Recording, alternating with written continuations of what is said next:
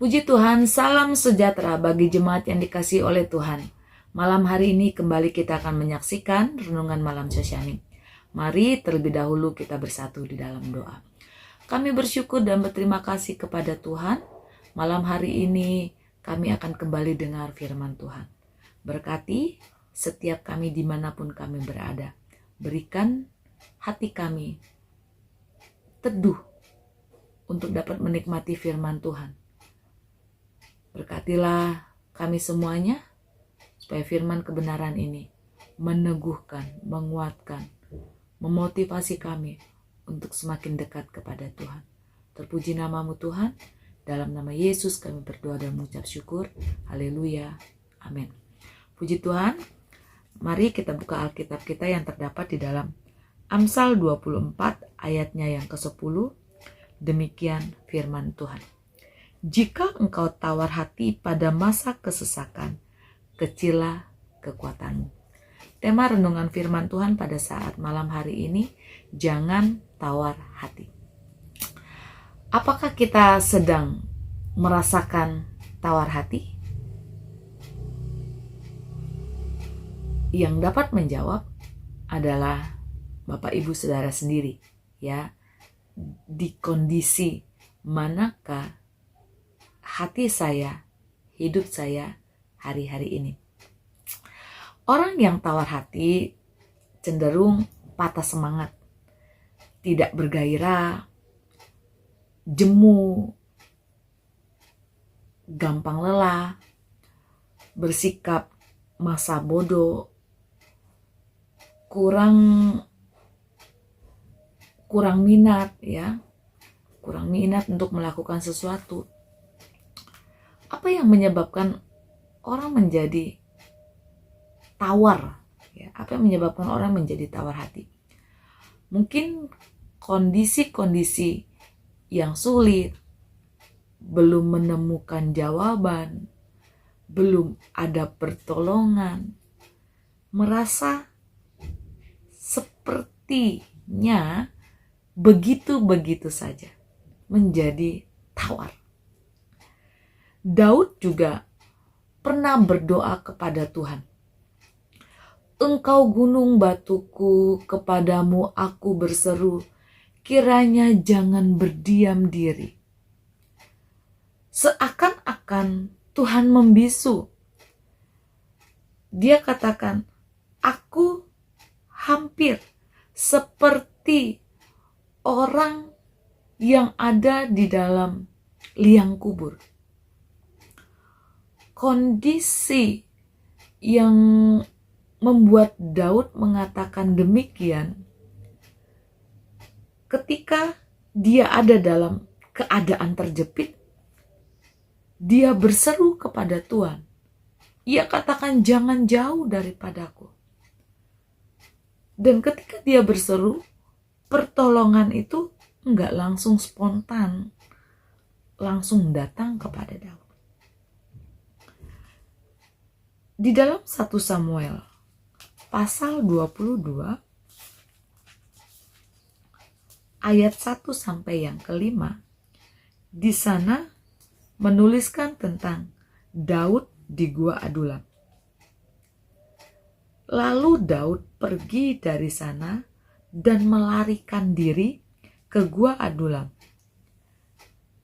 Ketika saudara-saudaranya dan seluruh keluarganya mendengar hal itu, pergilah mereka ke sana mendapatkan Daud.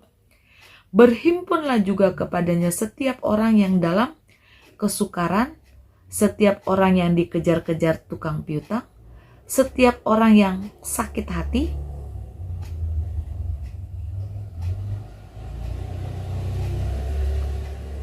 maka ia menjadi pemimpin mereka. Bersama-sama dengan dia ada kira-kira 400 orang, banyak. Dari sana Daud pergi ke Mispa di Moab dan berkata kepada raja negeri Moab, izinkanlah ayahku dan ibuku tinggal padamu sampai aku tahu apa yang dilakukan Allah kepadaku. Lalu diantarkannya lah mereka kepada raja negeri Moab, dan mereka tinggal bersama dia selama Daud ada di kubu gunung. Tetapi Gad, nabi itu berkata kepada Daud, "Janganlah tinggal di kubu gunung itu, pergilah dan pulanglah ke tanah Yehuda." Lalu pergilah Daud dan masuk ke hutan Keret. Waktu Daud di Gua Adulam, dia sedang menepi. Ya, dia sedang cari tempat. Tetapi justru ada keluarganya, ada saudaranya, ada orang-orang yang tahu waktu Daud ada di sana, justru menghampiri Daud. Mereka menjadikan Daud sebagai pemimpin. Yang datang orang dalam kesukaran, orang yang punya hutang, orang yang sakit hati, orang yang punya keadaan-keadaan yang mungkin juga tawar hati pada waktu itu.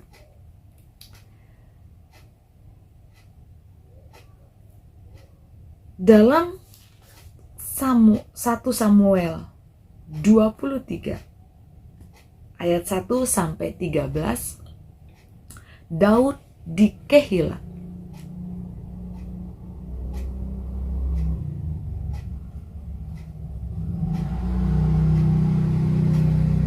Diberitahukanlah kepada Daud begini, "Ketahuilah, orang Filistin berperang melawan kota Kehila dan menjara tempat-tempat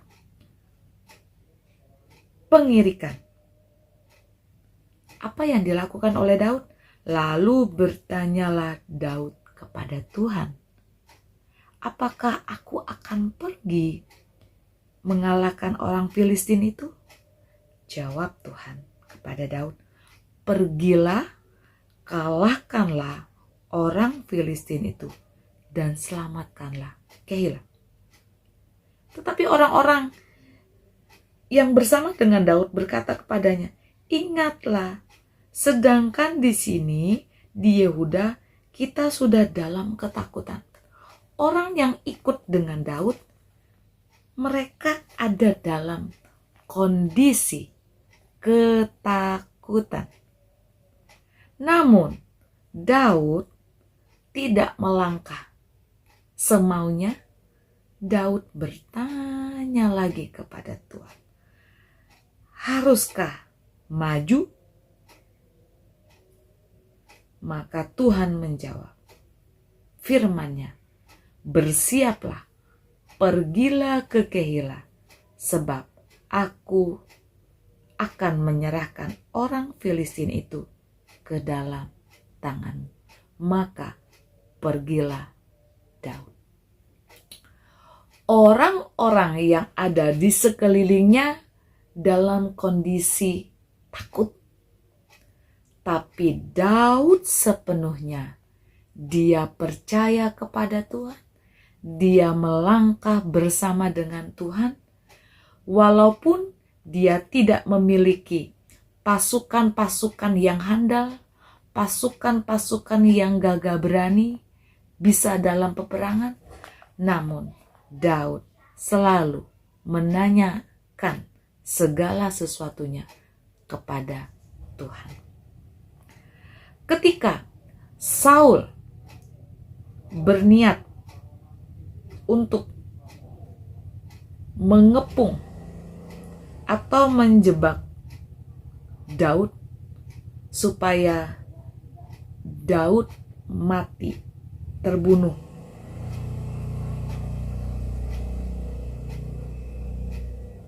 ada niat jahat dari Saul terhadap Daud supaya Daud mati dalam peperangan. Tetapi bila kita melihat respon daripada Daud, ada begitu banyak alasan yang membuat Daud menjadi tawar hati. Baik itu mungkin kepada Tuhan, kepada raja, kepada bangsanya. Namun pilihan Daud, dia tidak menjadi tawar hati.